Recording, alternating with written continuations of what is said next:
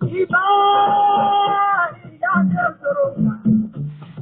Àdìlágbà ni máa bọ̀. Ọba mi kò gbà àbàbà lájẹrẹ gbọ́. Ẹ̀jẹ̀ kó ọ̀nà mi. Àánú ọjọ́ ìjà àbáwọ̀ bòbí o. Àánú ewé ìyá sàkà lánú. Mojú máa pẹ́ láńdà wá. Ẹ káàárọ̀, ẹ káàsán, ẹ kú ìyálẹ̀ta. Mo kí gbogbo ọmọ Yorùbá káàkiri gbogbo àgbáńlá ayé o. Ẹ kújọ́ méjì, ẹ kújọ́ mẹ́ta o. Á dára fún wa, kò ní dàálẹ̀ mọ́ wa lọ́wọ́. Orúkọ mi ni Lukman ọmọ Ayédáre bàbá ọgbọ́n, ọmọ ọ̀dọ̀ àgbà. Ẹyẹ òǹbẹ̀ ìwúlò rẹ̀. Ẹ wo àwòrán yìí dáadáa, ẹ tuntun wò dáadáa, kì í ṣe àdán o. Òǹbẹ̀ ní bẹkú, òǹbẹ̀ ní bàrùn. Ọlọ́run ò abẹ̀ ọ́, aburú má jẹ́ wọnú ayé wa o. Ẹyẹ yìí jẹ́ ẹyẹ kan tó kéré púpọ̀, yìí máa bá yàn gbélé pọ̀ nù. Tí a bá wo àwọn ilé kan tó wà ní bí agboolé, kódà ó lè jẹ́lé fúláàtì tí ẹ kọ́ gan náà, ẹyẹ yìí ní sábà máa gbénú ilé pẹ̀lú èèyàn. Ẹ̀rí wọn ó sùjọ, wọ́n máa ń pọ̀,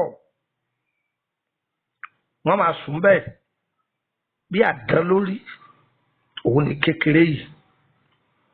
Ọ̀nà tí àwọn ọ̀jọ̀gbọ́n lò sí ó pọ̀, ó pọ̀.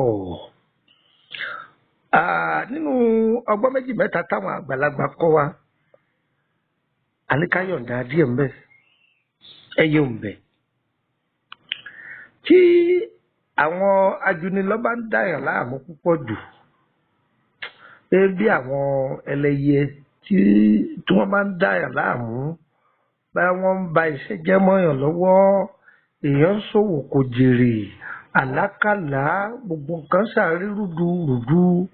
Èèyàn wà láwùjọ, wọ́n níyàn lára, èèyàn wà láwùjọ, ayé ń tàdédé kórìíra ẹni láì nídìí.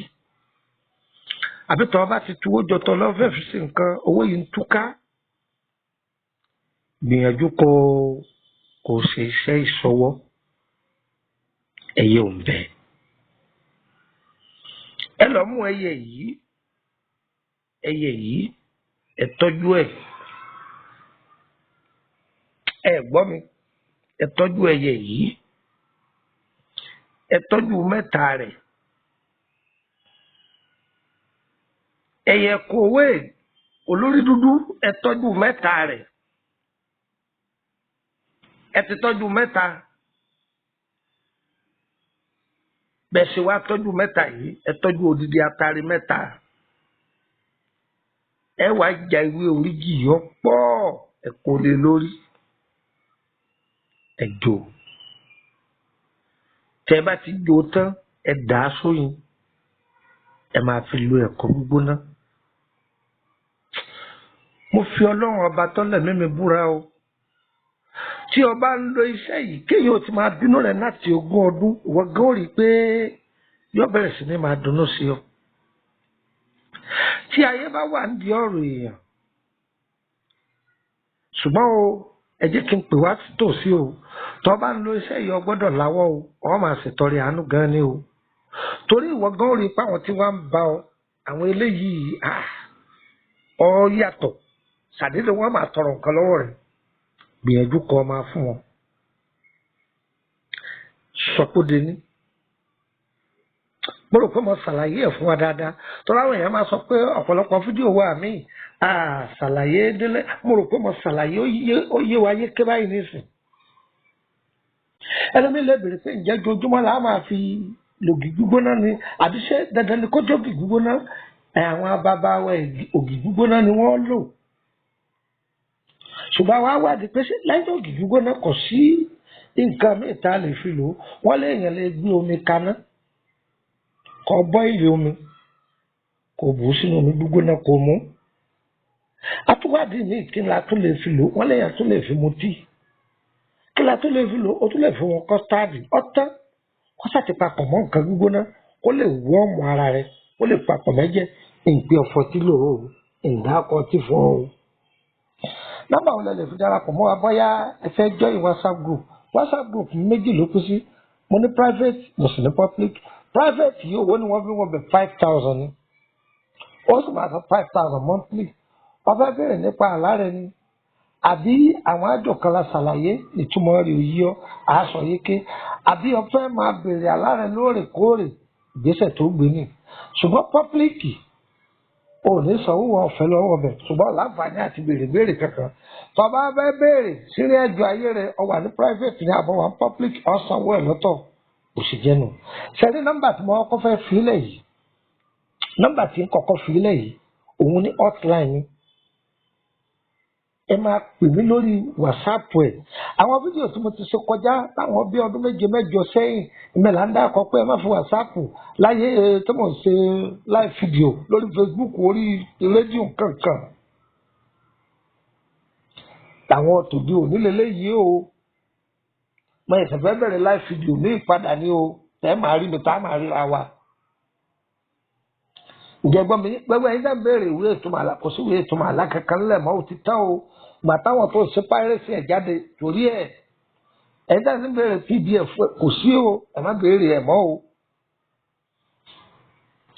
Ẹ fẹ́ béèrè fún ìtọ́jú ara nípa ìlànà ewé àtagbò.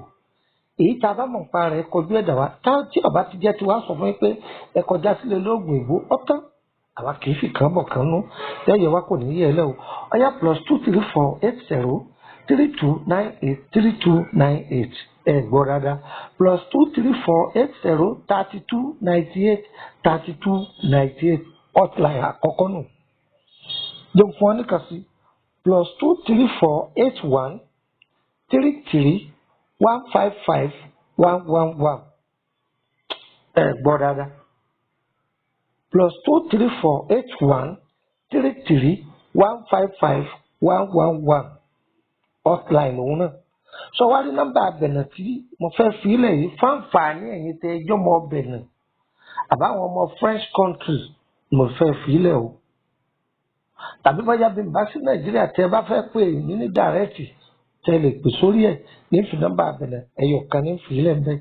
Nọ́mbà ti kódì fún wa ẹ̀ rí tàbá ti ẹ̀dí ti lórí prógámù ẹ̀ bá mbẹ́ tàbá ti ẹ̀dí ti ẹ̀sán ẹ̀ bá mbẹ́.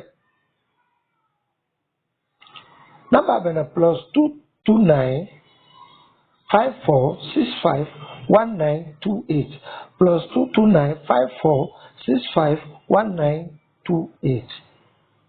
Adára fún wa o. Ètò ilé ìdánwò rẹ má dé mọ́wọ́ ìwọ náà máa pín ó lè jàǹfààní fún ilé tó kù. Mi ò fi iṣẹ́ yìí lẹ̀ fún torí kẹwàá ṣiṣẹ́ lọ́wọ́ ni o. Ẹ sẹ́ndì ẹ̀ káyé ó lò ó kárọ̀ ọdẹ kálukú lábàlábà dẹ̀yìn ẹ ṣàdúrà fún wa. Kò jù bẹ́ẹ̀ tani ká bá ní bàbá ọgbọ́n ọmọ ọ̀dọ̀ àgbà lóhun tẹ́ ẹ bá ti gbọ́ lùkúmọ̀ náà ẹ dáre kì í ṣe ní o. Adára fún wa ire o ire kàbèjì nílé wa o.